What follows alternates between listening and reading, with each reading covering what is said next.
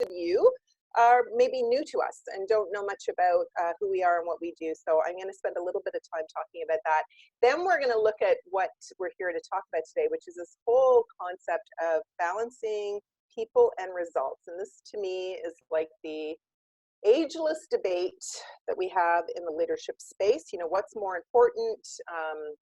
You know, how do we help leaders balance both? And does it even matter to balance both? So that's what we're going to be exploring. Got some research to share with you around that that's quite interesting.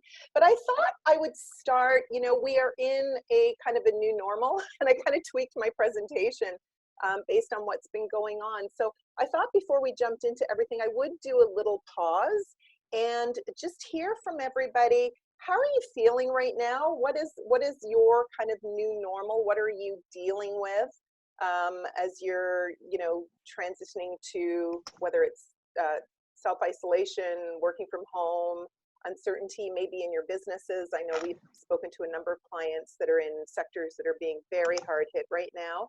And of course, in HR, you're usually the front line of all of this. So I thought I'd just take a couple of minutes just to kind of maybe do a bit of, it's a chance for us, we're all here together, just to hear a little bit about how all of you are doing and what's kind of on your mind.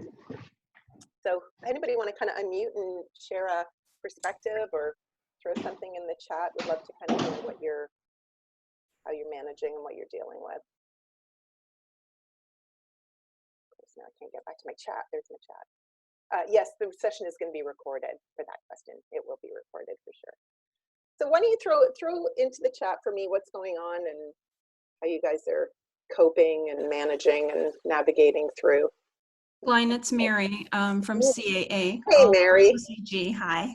I'll start, I guess. We've got about 98% of the workforce from home, so we are, our tow and automotive is, and insurance are still deemed essential services, but the workforce is at home. The people that are not at home are like our document imaging and our mailroom. So our building now is still open because it's deemed insurance. So we were trying to, we sent people home relatively early. We started in early March in anticipation and just tested our BCP plans, which worked well. Right now, I think what we're facing mostly is people are running out of work. So that's the concern.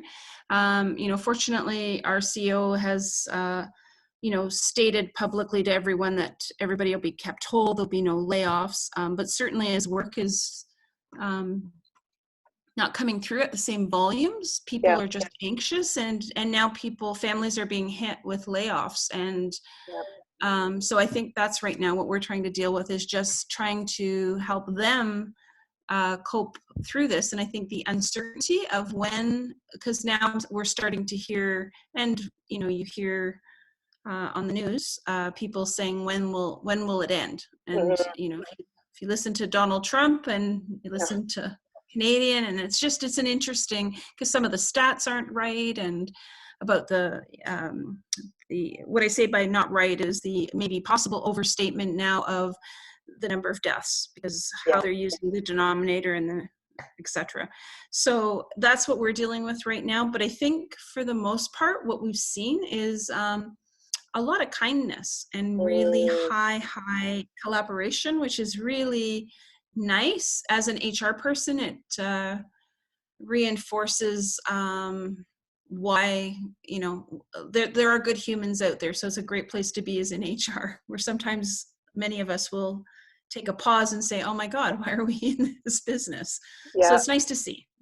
And it's true. You know, I was talking to somebody yesterday, and we were, it was interesting. They're a client of ours, and they've been dealing with a lot of dysfunction in their organization, and particularly at a more senior level. And what they were saying was, this crisis has galvanized everybody, and it really has brought everybody together. You know, that expression, never waste a good crisis. I think it's interesting to see how different, you know, for different organizations, what it triggers.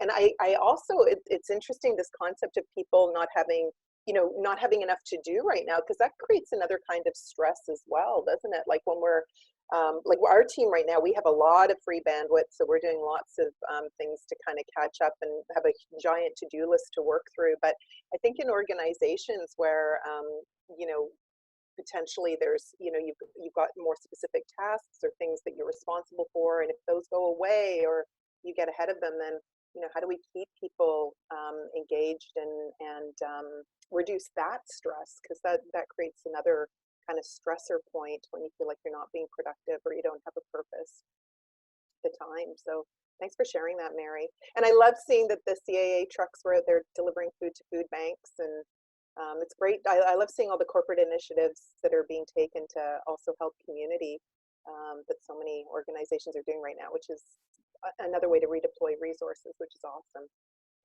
Anybody else got something? I saw you, Janet, you're saying you're feeling positive yet tired physically. Is that because you're doing a lot of home workouts right now? I'm trying to get my home workouts in on my Orange Theory app. Well, funny you should say that. I actually am on a huge self-mission around walking, and you know, just and I've to the point yesterday where I just a quick story, walked with my neighbor, and the two of us were speaking to each other through our phones, walking apart, and I was in front of her, and I got well ahead and didn't realize I was expecting her to be right behind me. So I'm pleased in terms of being able to pick up the pace, but also trying to negate the times when I'm awake at 3 a.m.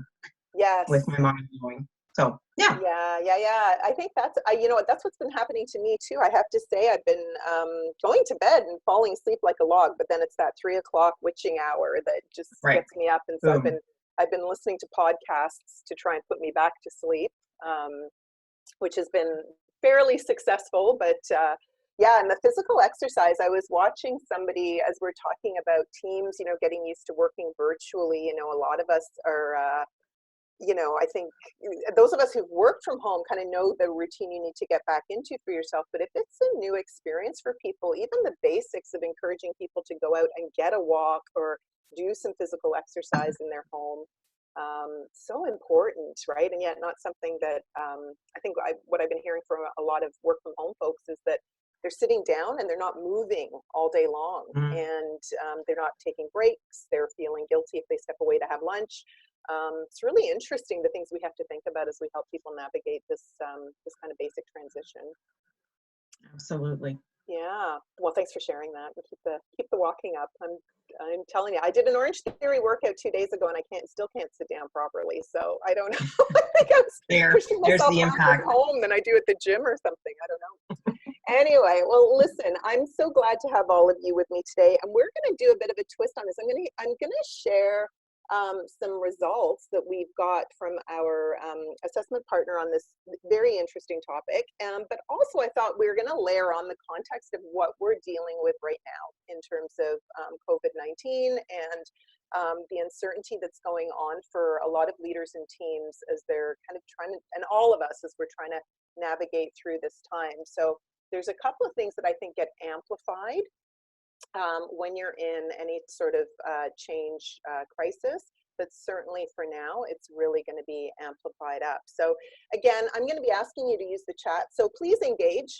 It's more interesting when you guys are kind of throwing your 2 cents in. So if you can't find the chat button, I guess unmute yourself and let me know, but we will start going into the presentation. I am going to just take a minute for those of you who don't know much about us and share our story in hopefully 2 minutes or less.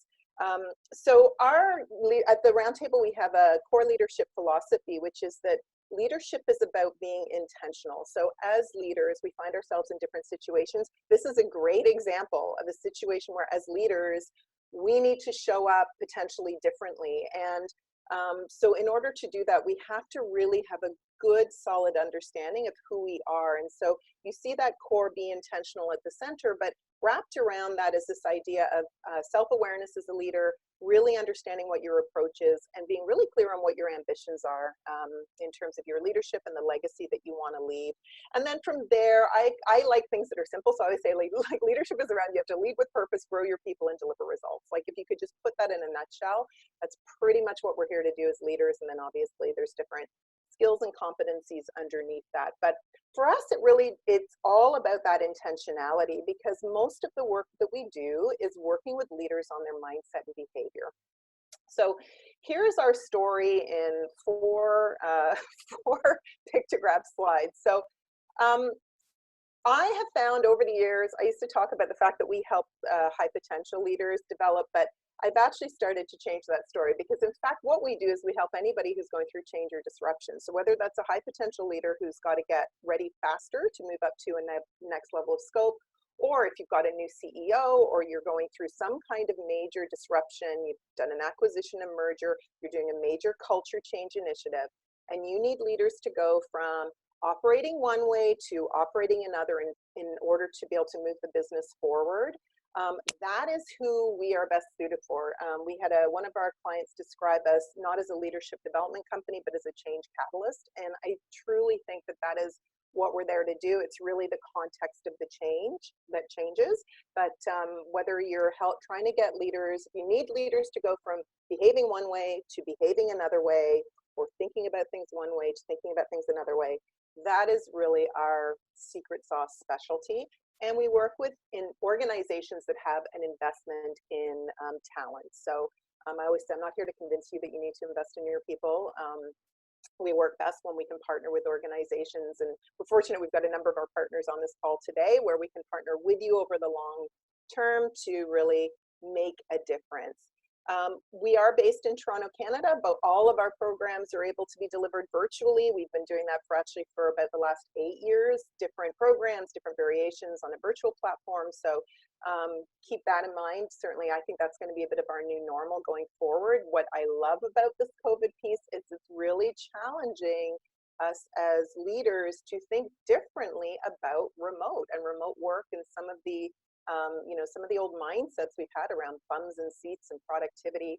And certainly for us, we've been fortunate that we've had a lot of opportunity to work with clients coast to coast where we've had to do it on a virtual platform, and have seen lots of great results as a result of that. So by the numbers, here we are. So we've won over 10 awards for our programs in terms of Best Mentoring Program, Gold Award for Best program that we did with PepsiCo based on our Roundtable for Leaders Core program. We've had over 900 people complete our programs. We work in fairly small cohorts, so that's quite a few cohorts that have gone through, and have an actual alumni community that still remains very engaged with us. I always say we're kind of like the mafia at the Roundtable. Once people come into our programs, we never let them go, and we have a very engaged community that helps with alumni events and all kinds of different things. Very proud that we have a net promoter score. Those of you who measure net promoter scores, we have a net promoter score of 98% on our core programs. And I can't get, those of you know, net promoter score goes from minus 100% to plus 100%. So super proud of what we're able to do with our clients and the results that they see. And we do track different measures. Every client is different. So whether we're looking at retention, or we're looking at speed to promotion, or we're looking at ease of talent moving around the organization, we do look at different measures to make sure that we're tracking against your goals. So how do we do what we do? So we are all about group and team coaching. The goal for all of our programs is to align to your strategy. So that's where we start. We start with what's the business strategy, what's happening in the business. Again, it's typically a change mandate, and then how do we need leaders to start moving forward? What we focus on giving them are two key things. So one is the mindset and behaviors that they need to develop in order to be successful. And then the second one are tools. So we really want people to have tools that they can use at any point in their career. And so what I always love is when I run into leaders who took our program 5, 6, 7, 8, 10 years ago, and they're still using tools that we gave them. We're really about being pragmatic and as one of our clients said, we teach the leaders how to fish for themselves. That's our goal. And our process is a journey. So we take people from a journey of leadership. So it's not a one-off, one and done event, but rather over time. You don't shift behavior in a one-day session. It's really about shifting over time. So most of our programs go from 3 to 24 months. And like I said, we're there to help them walk on their own. But this is not about, you know, kind of babysitting leaders. We want them to be self-sufficient. So that's who we are in a nutshell. We have 3 main buckets of programs that are in the center of this wheel. Our Roundtable for Leaders is a group coaching program. Our Roundtable Catalyst is a guided group mentoring program where your leaders run group coaching sessions with your kind of next level down. And then we have a Roundtable for Team Performance. We have 2 angles to that. One where we can come and coach teams, but the second, and we're actually partnering with our friends at CAA on this one, is a new program that we've just launched, which is helping team leaders become high-performance team coaches. Then wrapped around that, we have 2 sort of supporting tools. One is ABC Coach Certification, which stands for Accelerated Behavior Change.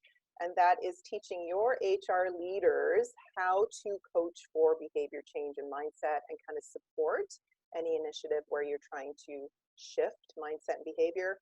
And then the second program, which is actually going to be its own separate company, we're going to be launching that at the end of this year, is the Group Coach Academy, which will offer group coach certification for people who want to learn how to become better group coaches, because it's actually different than executive coaching. All of our programs do involve some level of individual coaching and support around it, whether it's to the senior leader who's the catalyst, or in the Roundtable for Leaders program to the individual leaders. But that's what we do in a nutshell. And there's just some of the people that we work with, so a variety of different industries. And just to let you know, a couple of things that we're doing right now with clients in terms of immediate support is we have put together a 4-part series on managing virtual teams. This is a 90-minute virtual program. So if you're interested in that, we can take up to groups of, I think, 30 in the program. So if you're interested in giving your leaders some support on how to really get up on the right foot in terms of building psychological safety, helping leaders or helping their teams stay engaged, stay productive, you know, through this transition, let me know and I can send you more detail on that.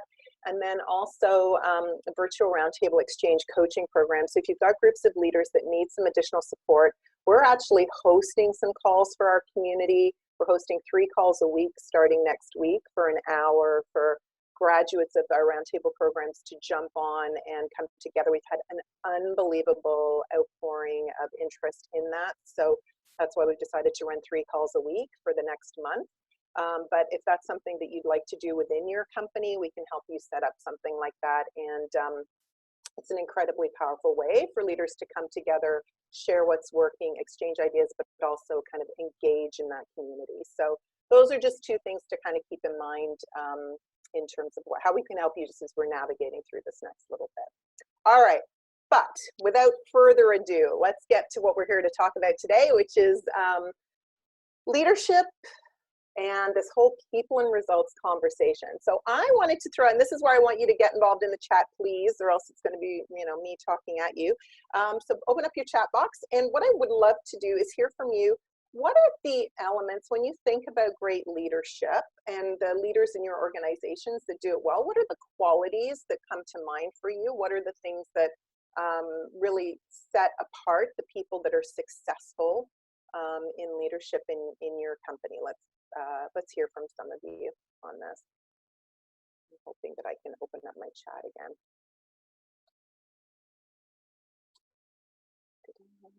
Oh, here we go.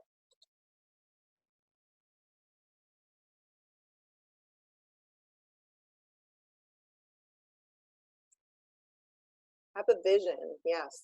Able to demonstrate empathy, yes. What else? What else comes to mind right off the bat for you guys? Committed to the people.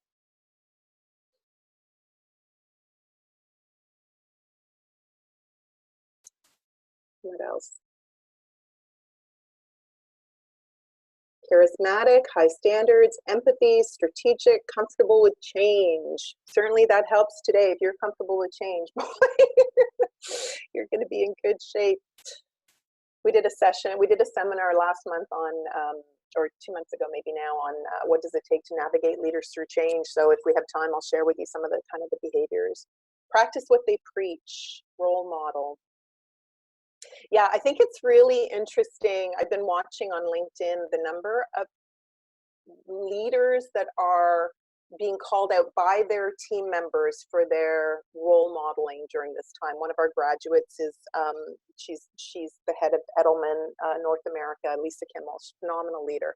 And I just saw she's been called out, and it's just great what she's been doing to kind of keep her team engaged, running town halls, virtual town halls on a daily basis. So we're seeing really great leadership. Selflessness, putting the well-being of other people first. Yeah, okay, and authentic. Yeah, so some great qualities, and that's great. Okay, so I don't know if Liana's saying she's seeing a bit of a block on the screen. I'm hoping nobody else is. For all I have is your pictures up, so hopefully you guys can still see the screen. Okay, maybe I should try and limit this. I'm not sure what I should do here, but anyway, okay, I'm gonna keep going. Technology. Oh, Janet says that she has it also. So I think a few people are seeing the gray box on the. For me, it's on the right side. Is it the chat screen, do you think? Oh yeah, that's. Can you move that? I don't know. I just closed the chat screen, so. Because it all looks I've like got up is the video screen. Do you think that's what it is? Maybe, I think so. Okay. Well, maybe I'll keep moving and we'll see. Okay. Okay. All right. Well, I think you guys covered off a lot of the factors that Zenger. So Jack Zenger, who most of you would know, I think, from the book The Leadership Challenge. He and his colleague, who was his colleague? I'm thinking Kouzes-Posner.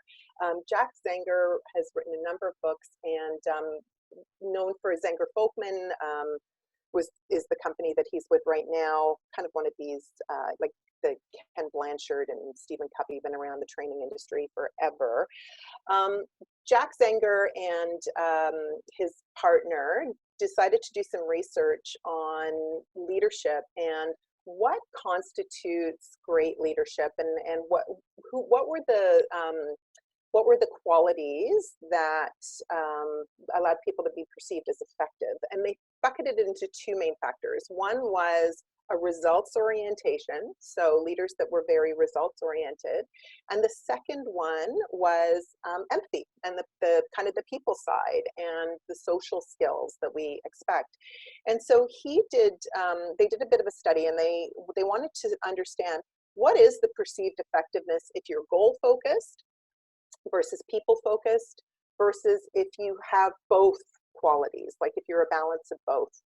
And what would you, if you were to guess, I'm going to try my chat again. If you guys were to guess, what do you, or like unmute, like throw me out the answer, because I think that might be easier. What do you think has the highest effectiveness? Do you think it's higher if you're goal focused, or higher if you're people focused? Perceived effectiveness. Oh, yay, the chat is working, so I'm going to do it. Both. People focused. Yeah, people focused. Okay, so people. So let me show you the numbers. So those that were goal focused, it was 13% perceived effectiveness. Those who are people focused, it was actually 12%. But when it was combined, when leaders had both, it shot way up, and it was 72% in terms of perceived effectiveness. So that's from a standpoint of, saying, there's something in that when you have that combination of both, you're seen to be more effective. But this was an old study. This is back in 2009. So, you know, a lot changes, I feel like, in organizations. I don't know about you guys, but I feel like we've been putting a lot of emphasis on the goal side lately. And if you think of pay for performance and everything that we do in organizations to drive around results, we do a lot of lip service to the people side, but I feel like our actions often more closely mirror the goal side. So I wanted to kind of dig in and find something that was a little bit more current. So enter Matthew Lieberman. So some of you may have read his book, Social. So Matthew Lieberman is a neuro scientist and researcher, and decided to do some research on the social emotional side of us as human beings, and was particularly interested in, as leaders, how does the people piece factor in? Now, Lieberman, one of the things that he, you know, his hypothesis, and one of the things that he feels very strongly is that social is actually the most important piece. And I think we're seeing that a little bit in what's going on right now with COVID, right? Like, I mean, everybody's talking about the mental health of people and looking for ways to create connection. We're not meant to be sitting in our apartments by ourselves, right? And so in many ways, this is just such a timely topic for us. But one of the things that Lieberman asserts is that he thinks that Maslow had it wrong. So those of you, all of us who probably did any kind of sociology course or any kind of marketing program in university or college or high school even, we would remember Maslow's hierarchy of needs. And I mean, it's interesting right now because a lot of people are going back to their safety and physiological needs. But what Lieberman asserts is that, in fact, Maslow's hierarchy isn't quite right. So he redid it. And what he purports is that it's actually our social needs that come first. The social needs form the foundation, and then that informs our physical needs and gives us, allows us to kind of move towards meaning. And I was thinking about that because I was thinking about it because COVID is such a interesting time right now for all of us. And, does this hang true? And I think that it does. Like when he was making this argument, like pre this era, he was talking about how, we would say, well, no, babies, when you're born, it's your physical needs, like if you don't have somebody looking after you. But in fact, babies do things, and babies are born with great big eyes and big round heads that make us want to connect with them. We want to connect, we want to nurture these small infants, right, and look after them. And so that is truly the social need that's coming up first in order to take care of the physical need. And I think what we're seeing right now is we're seeing, even though people are dealing with, what do I do with my mortgage? My husband's about to be laid off. I know for us, being a small business owner, there was a lot of things that we had to, kind of think about. But I would say the social and reaching out, for me, I'm part of entrepreneurial groups. We're all in the same boat. I see it within our community at the Roundtable, leaders wanting to connect and get together. We've got our HR community that's connecting and getting together. Social is really driving. We are social beings. So this social piece, he decided to commission Management Research Group, who are our assessment partner, to really kind of do some digging and see how social fit into management effectiveness, and does it make a difference? And so MRG is the acronym for Management Research Group, and they're based in the US, and what they do is study leadership, but through a particular lens. So they are very grounded in looking at leadership behavior. And so what they did was they took 60,000 and change leaders who had completed their Leadership Effectiveness Analysis 360, or LEA 360, across the US, Canada, Australia, and the UK, so kind of English Western countries. The 360 is obviously, I think most of you are probably familiar with 360s, but just to recap, boss, peer, and direct report ratings. And the way the MRG assessment survey works is there's two parts to it. So the first part looks at 22 leadership behaviors. And then the second part looks at 26 leadership competencies. So the behaviors fall into 6 categories, and I've kind of got images to the right there that give you a bit of a view of it. They're creating a vision. So as a leader, you need to create a vision. You need to develop followership around that vision. You need to make things happen, so get results. You need to follow through on your plans. You've got to achieve the results, and then team play is how you do all of those things. So those are behaviors like empathy and cooperation and consensual. And then the leadership competencies are things like organizational savvy, ability to turn around a volatile situation, your ability to motivate people, your financial acumen, learning agility. So a number of more typical competencies. So that's kind of the construct. And so what they did was they decided to take a look at leaders that are in the top third of driving results and the bottom third of the empathy, or the bottom third of the people focus, so driving results and people focus. And then they wanted to look at the people that were in the top third of empathy versus the results. And then they wanted to look at the people who balanced both. So that's what they did, was they kind of divided out their data. The part B informed whether or not those people were seen as effective, right? So they used the part B combo to see who is effective. And they were really wanting to understand what's the difference between goal-focused and caring-focused leaders. And when we look into this, what's the percentage out of this pool of 600 or 60,000 plus? What are the, what actual percentage of leaders are demonstrating, these orientations? And does it really matter if you have both? Which to me was sort of the million-dollar question.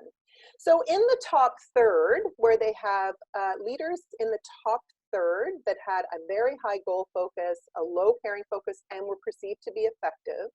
I love this picture because kind of, you delivered on the result, but did you care about the person's feelings at the end of the day, getting their elbow coming out of the side of their head? So out of the 60 some thousand people, the number of leaders that ranked in this top third there was 9% of leaders, or 5,399 people, that were perceived as effective, and had more of a goal focus and a very low caring focus. So that was the number of the population in that group. And those leaders, they were perceived to be higher on things like business aptitude. They were seen as faster learners. They had a greater capacity for effective thinking, make better financial understanding, good credibility with senior management. Those were some of the kind of the qualities that came out for that group. The third that were high caring focus with a low goal focus. So those are the leaders that were seen to, have that high empathy. They had the qualities of being able to work with diverse groups of people, greater insight into other people. And definitely more relationship builders, good at building relationships, good at collaborating. Out of the population, that 8% of leaders demonstrated those qualities, so that's 4,000 people. So we're talking like, fairly small numbers, but when they got down then into, so how many demonstrated both? So if we have about 5,000 out of 60 that are demonstrating high results and, low empathy, and we've got about, not too far off, similar, 4,700 that are demonstrating being caring, but not the results. If you guys had to guess, do you think that how many people do you think would be demonstrating both out of this sample size of 60,000? Like, if you could put a number on it, throw it in the chat. Like, how many people do you think out of 60,000 demonstrate an equal balance of both? What do you think? Oh. My chat just disappeared. Somebody else throw something in the chat so I can grab it again. Liana, can you see? Oh, there we go. Never mind. 5%, less than 5%. 3. I'm assuming 3%, not 3 people. Yeah, okay, perfect. All right, so here's what it is. I kind of gave it away actually in the title of my presentation. It was 0.77%, not even 1%. Not even 1%. I was shocked by that. That's 470 people out of the sample size. Super low. And yet they, when they looked at it, they did in fact find though that there were some benefits for leaders to be demonstrating both of these. And specifically what they found was that if a leader demonstrated both goal and people focused, overall, they were perceived as delivering more results, they had more future potential, and their overall effectiveness, which is a fairly significant score in the MRG, that back part survey data, their overall effectiveness was higher. So it does matter. And to kind of, for those of you who are interested in, so what are the drivers of this? Like, what are the behaviors that matter most? Because as I mentioned to you at the start, MRG measures 26 behaviors, right? But what they were able to do, and this is what I love about this tool, I'm very biased that way, I must say. What I love about the tool is that they were able to isolate the 4 behaviors that really drive goal focus and people focus. So what does it mean to be goal focused? So when we're goal focused, we're ambitious, we've got high aspirations, we're setting high goals. These are the people that set the bar high. They are constantly saying, how do we do it better? And in MRG language, they call that high production, right? So you are a leader. It doesn't mean, not necessarily about producing things, but it is about always that leader that's high production is constantly saying, what could we do differently? What could we do better? How could we do this more efficiently? Whatever it is, right? The next behavior is about following up, being tenacious, reminding people, not letting things slide off the tracks, delivering on promises. And that behavior in MRG terms is high control. So we want leaders that set high targets, but we also need the follow through. And I know from my own leadership, I do my 360 with MRG every few years or so. This high control one is my Achilles heel. It's the one I'm good at kind of setting the bar high, and then I delegate, and then I don't follow up as much and as frequently as I should. So it's my one area. If I really want to kind of up my results focus, I know I need to put attention into that follow-up behavior is critical. So what does it mean to be caring focused? So the behavior that loads into this, being sympathetic, kind, having a genuine interest in others, being sensitive to others' needs. In MRG language, it's empathy. So higher empathy leaders are seen, or that's the behavior that loads into this caring focus. And then the second behavior that really loads and makes the difference in this caring focus is this team orientation, being accommodating, willing to compromise, willing to pull back on your ground, being less driven to win and compete. And the behavior there is high cooperation. Interestingly, I have a client right now, or a group that I'm working with, within the peer group, one of the leaders, actually, no, 3 of the leaders are constantly like this with each other, and this is the behavior. It's cooperation that's the problem, because they're all very driven to win. They're very results focused, and where they get into rubs, and we work with a lot of peer groups, so where you see peers getting into rubs is when you have individuals who have that very high motivation and orientation towards winning and achievement that will get in the way of this high cooperation, which, you know, affects this caring focus piece. So those are the 4 behaviors. So production, control, empathy, and cooperation. Those were the 4 when they isolated it out that made the most difference. So that's something to think about as you think about competency models in your organization, and you think about what do you want to do to support leaders to bring a little bit more balance, because you know, as the research shows, there is benefit to having a balance of both. But why is it so difficult? Because I think this is the question. So if it's a benefit, why don't we naturally see more leaders being able to balance both? And this is where we go back to Lieberman again. And one of the things that in his research he found was this idea of that there's 2 kind of key networks in our brain that turn on. And one is our analytical network. And so our analytical network is the network that kind of kicks in. So when I'm going to show you a picture and I'm going to say a word, and your analytical brain is going to kick in when I say the word to you. So I'm going to say the word rabbit, and I'm going to show you this picture. Now, you might have seen a duck initially, but your brain was looking for a rabbit because I told you rabbit. So hopefully all of you see the rabbit at this point. But that's what our analytical brain is kicking in to know and look for what it is that you're being prompted to look for. And when that brain starts firing, our other brain, or the other side of our brain, which is social network brain, actually goes a little bit quieter. But our social network, that's the part of our brain that allows us to see pictures like this and feel the emotion that's going on without actually having to be there. We don't need to be told that we're seeing fear, or we're seeing joy, or we're seeing, peace, or whatever it is. That is part, our social brain is what kicks in. But the interesting thing that happens is that we have what Lieberman coined is this term, the neural seesaw.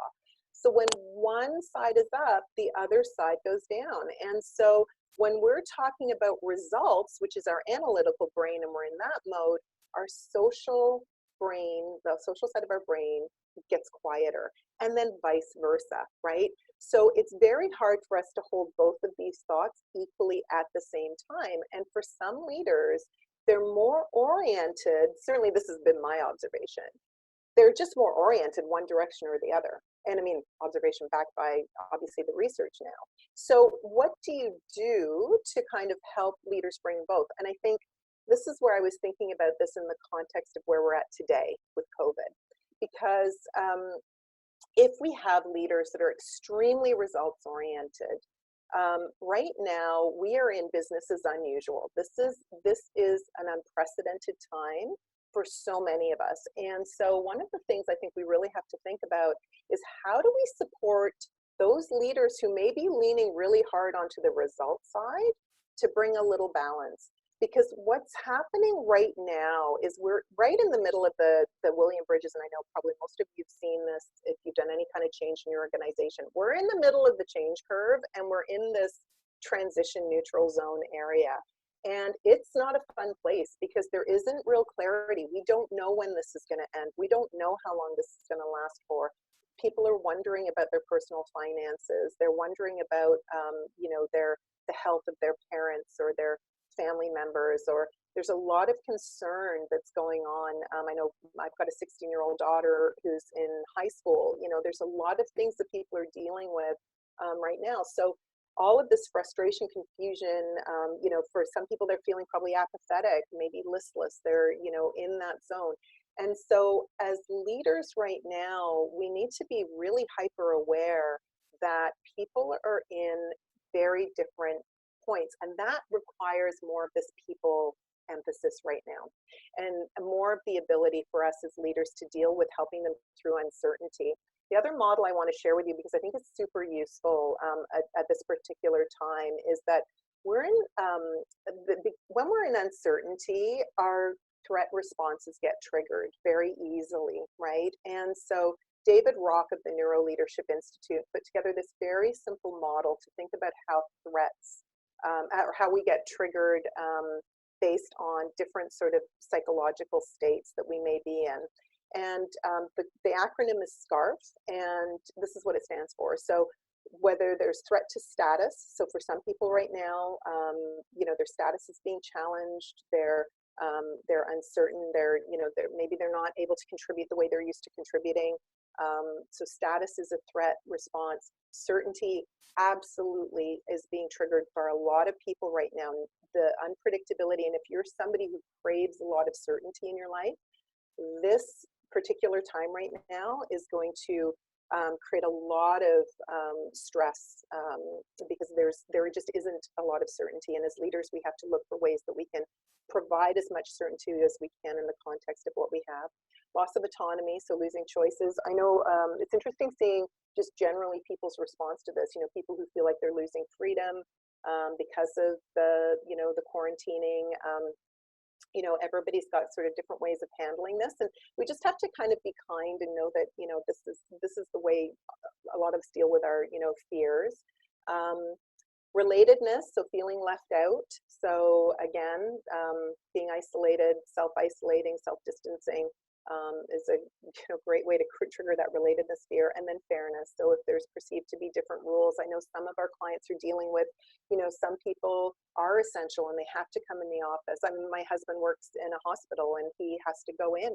He doesn't feel like that's fair. He's in mental health and he's having to go into this hospital every day and would rather be doing his counseling from home, but they're, you know, not letting him do that. So we've got a whole bunch of ways that people can be getting triggered right now. And I think the main message that we want to think about with our leaders right now is how can they minimize those threat responses for people? So how can you create a sense of purpose for people, create certainty for people, give people some autonomy over what they can choose to do and how to do their work, and you know, all of the ways that you can kind of build in some autonomy, relatedness, daily huddles, things that you can do to bring people together. And then obviously being fair, and as fair as you can be, and being transparent about the decisions that are being made. So I think the kind of key thing right now as we look to help leaders kind of get through this time in particular is really helping them up the psychological safety as everybody's sitting in this neutral zone right now. So it is going to require more of a lean into the people side of things, particularly if you have leaders that don't lean that way. And I think in HR, you're probably, I'd love to do a study actually on HR leaders, because my guess is you're probably more balanced than the average line leader, because you do think about people as part of your job all the time, even if you're a results-oriented HR leader. And I know we work with a lot of business-oriented HR leaders, but you bring in the people side because it's embedded in what you do on a day-to-day. But I think there's probably a lot of leaders that are going to need some really basic support and tools and things to think about. So here are some tips that we did this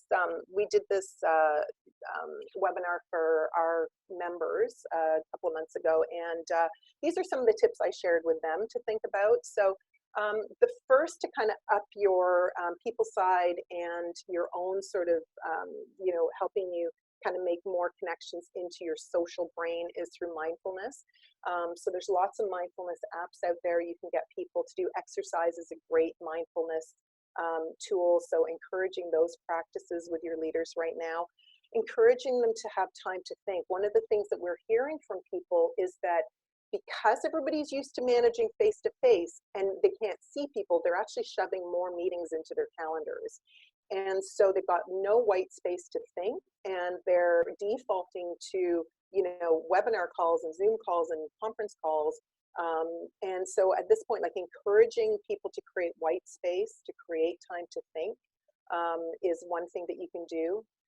The other thing is, you know, noticing cues. So making sure that if they are using video conferencing, you know, to check in with people. We have a very simple technique that we use at the start of all of our group coaching programs, where we call it one word buzz, and it's how are you feeling right now? And it's one word, one feeling word, and it very quickly gives you a sense of the room and how people are feeling. So helping leaders notice cues in different ways, because they won't have necessarily the face-to-face piece. So using one word buzz is a great way to get some cues out there so that they can read the room. The other thing I think about is, as you're coaching your leaders, is really to help them get intentional on where they do need to put more emphasis. So if you know you've got a leader that is, you know, going to be leaning more into the results side right now, what's one thing you can get them to think about doing, whether it's a daily huddle or virtual coffee chats with the team that people can just jump on a call and chat, but get them to think of one thing and be really specific about it and do it with intentionality, because that's the, often people intend to do things and then they don't get around to doing them, or they get overwhelmed and they think they have to do 50 things. But the more you can coach your folks to be intentional and pick one thing. Self-awareness, I kind of left this one in there because I think it's, you know, the more you can help leaders continue to build their self-awareness during this time, and lean back on, you know, a lot of you do lots of great, you know, assessments and surveys and things like that. So if you're using colors or discs or anything like that, you know, this is where you want to look to see what are the people side. You know, I know in colors it's more of the green energy and yellow energy that you want to bring to the forefront. So how can you use those as cues to remind people to lean into the things that they may not be thinking about right now? And then think about how you're setting up social. So virtual town halls, encouraging leaders to create rhythms within their teams to get them to connect. I think we were struggling already with social isolation and loneliness before this all started. So this is just going to heighten. And I think there's a lot of people right now that are very scared. Some people are loving it and they're rolling with it, but there's a lot of people that are very scared. And I think it's so important that we help leaders build out that sense of community so that they can help people process the feelings that that they're having at this time. So in order to kind of help you sort of take this a step further, if you'd like, I've got an empathy tip sheet, because I think empathy is the one right now that we probably need to help leaders with the most. I've got an empathy tip sheet. If you'd like it, send me an email. The other thing I'd like to share with you, if you're not in our HR Exchange community and you would like to become a part of that community, we're running, I think the plan is to run them weekly coffee talks. There's one tomorrow at 8 a.m. My colleague Leah is the one who hosts those. So feel free to shoot her an email if you would like to be on that invitation list and be part of that group, because it's important that you guys connect and support each other and learn. You know, the goal for tomorrow is for people to share what's working and what's not working and what ideas people have. So be sure to kind of reach out to that if you'd like to be part of that. But I thought I'd open it up. I think I've got a few minutes left. Just to get some questions, you know, what's kind of coming up for you as you hear this people and results, and thinking about, you know, your teams and what you're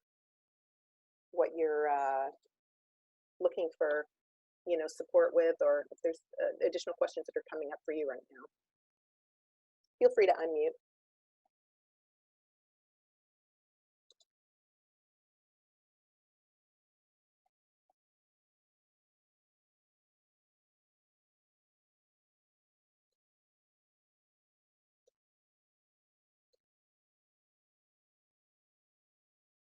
No questions? You're all good?